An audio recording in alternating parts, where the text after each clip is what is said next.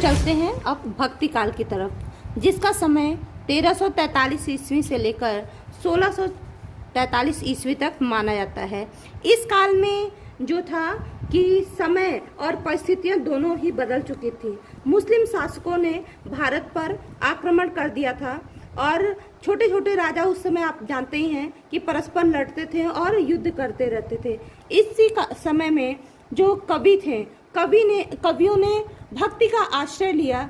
इसी कारण इस काल को भक्ति काल भी कहते हैं और इसे हिंदी साहित्य के युग का स्वर्ण काल भी कहा जाता है। इसमें दो धाराएं हुई। पहली थी निर्गुण भक्ति धारा, जिसमें जो कवि थे वह ईश्वर के निर्गुण रूप की उपासना करते थे, ईश्वर को कण कण में व्याप्त मानते थे, जिसके कारण इसमें भी दो प्रकार की धाराएं हमें देखने को मिलती हैं। पहली धारा है ज्ञान मार्गी धारा। इसमें कवियों ने ईश्वर को निर्गुण रूप में माना, किंतु उनका जो पक्ष था वह ज्ञान पक्ष अधिक था। इस कारण से इसमें रहस्यवाद और निर्गुण ब्रह्म की उपासना हमें देखने को मिलती है। इन कवियों की भक्ति भावना में निर्गुण और निराकार ब्रह्म की उपासना देखने को मिलती है।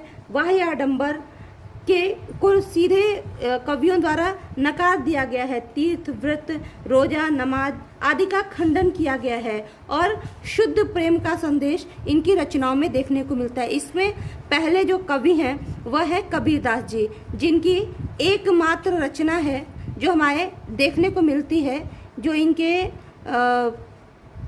शिष्य धर्मदास जी द्वारा लिखित मानी जाती है, वह है बीजक। इसके 3 भाग हैं, जैसा कि आप जानते ही हैं, शाखी, शबद और रामायणी।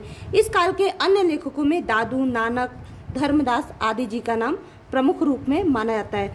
दूसरा जो धारा थी वह थी प्रेम मार्गी शाखा। इससे पहले थोड़ा सा बताते चलते हैं कि जो ज्ञान मार्गी शाखा थी, इसमें जो कबीर ने ब्रह्म की उपासना की है, परम ब्रह्म की उपासना की है। इसमें ईश्वर को पति रूप में और स्वयं को पत्नी के रूप में प्रतिष्ठित करके ईश्वर को प्राप्त करने का प्रयास किया है। आत्मा और परमात्मा के मिलन की बात कही गई है।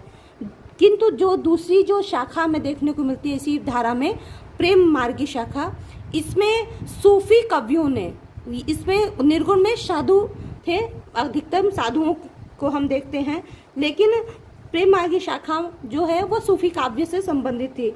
इसमें जो लेखक कवि थे उन्होंने अवधी भाषा का प्रयोग किया और ईश्वर को पति रूप में, पत्नी के रूप में प्रतिष्ठित किया और स्वयं को पुरुष रूप में प्रतिष्ठित करके ईश्वर को प्राप्ति का प्रयास किया अपनी रचनाओं के माध्यम से। जिसमें पहली रचना हमें जायसी की पद्मावत, जायसी की क्या मिलती है? पद्मावत देखने को मिलती है। दूसरे हैं कुतुबन की मृगावती, कुतुबन की क्या मिलती है? मृगावती। तीसरे हैं मंझन की मधुमालती और चौथे हैं उस्मान की चित्रावली। ये प्रमुख रचना प्राप्त होती। सूफी काव्य की विशेषता प्रेम की पीर, विरह वेदना की तीव्रता, कथा की रोचकता, कल्पना और इतिहास का समन्वय इनके काव्य में देखने को मिलता है। भक्ति काल की जो अगली धारा थी वह थी सगुण भक्ति धारा। इसमें भी 2 भाग हुए। पहला था राम भक्ति धारा और दूसरा था कृष्ण भक्ति धारा। राम भक्ति धारा में जो कवि थे उन्होंने राम के लोक मंगल और लोक रक्षक रूप को प्रतिष्ठित करते हुए राम से संबंधित रचनाएं की। जिसमें पहली रचना तुलसीदास जी द्वारा श्री रामचरितमानस मानी जाती है। इसके अतिरिक्त तुलसीदास जी ने अन्य रचनाएं भी लिखी, जिनमें कवितावली, गीतावली, विनय पत्रिका, रामलला नैचु आदि शामिल हैं, जो राम और कृष्ण से संबंधित रचनाएं हमें प्राप्त होती हैं। श्री रामचरितमानस अवधी भाषा में लिखा गया काव्य है, जिसमें हमें दोहा और चौपाई दोनों प्रकार के छंद देखने को मिलते हैं। इसके अलावा इस युग की सबसे प्रसिद्ध रचनाओं में केशवदास की रामचंद्रिका मानी जाती है, जिसमें केशवदास जी ने राम के लोकरंजक रूप को न लेकर साधारण रूप को लेते हुए रस, छंद और अलंकारों की अभिव्यक्ति ज़्यादा की है। इसके अतिरिक्त अगली काव्य धारा है कृष्ण भक्ति धारा। इसमें कृष्ण के बाल्यकाल से लेकर आगे तक की जितनी भी लीलाएं हैं उनका बड़ा ही सुंदर सूरदास जी ने वर्णन किया है।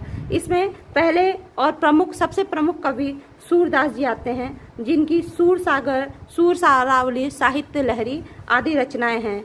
इसके साथ ही अष्टछाप के कवियों में सूरदास जी के साथ साथ नंददास, परमानंद दास, कृष्णदास, चतुर्भुज दास, छित स्वामी, गोविंद दास जी अष्टछाप के कवियों के रूप में जाने जाते हैं। इसके साथ ही मीराबाई, रसखान आदि इस युग के प्रमुख कवियों में से एक हैं।